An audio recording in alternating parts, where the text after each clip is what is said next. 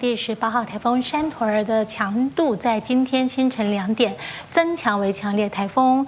到目前，强烈台风它的强度还在增强。那目前为止，早上8点，它的中心最大平均风速已经来到每秒55公尺，相当于16级风。瞬间最大阵风来到每秒68公尺，相当于17级风以上。目前它7级风的暴风半径220公里，10级风的暴风半径也增大到80公里。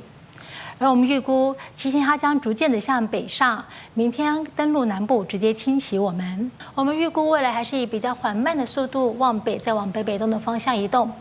它目前暴风圈正影响到我们南边、东南边以及西南边的海域，陆地上正影响到台东、恒春、屏东和高雄。但随着它北上，我们警报区域在陆地上有增加了澎湖、云林和花莲。今天其实台湾附近大部分的海面平均风力都是8到9级，阵风10到11级。但今天晚上到明天风力明显增大许多，我们的色列可以看得出来，这些颜色色列是风力大的。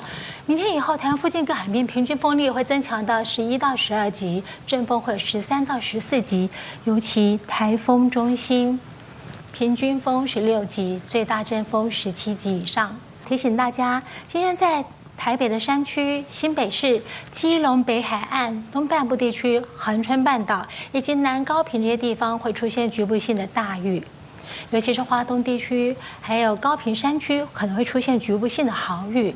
另外，台东山区、恒春半岛可能会有局部性的大豪雨，东边以及南边是这样的天气。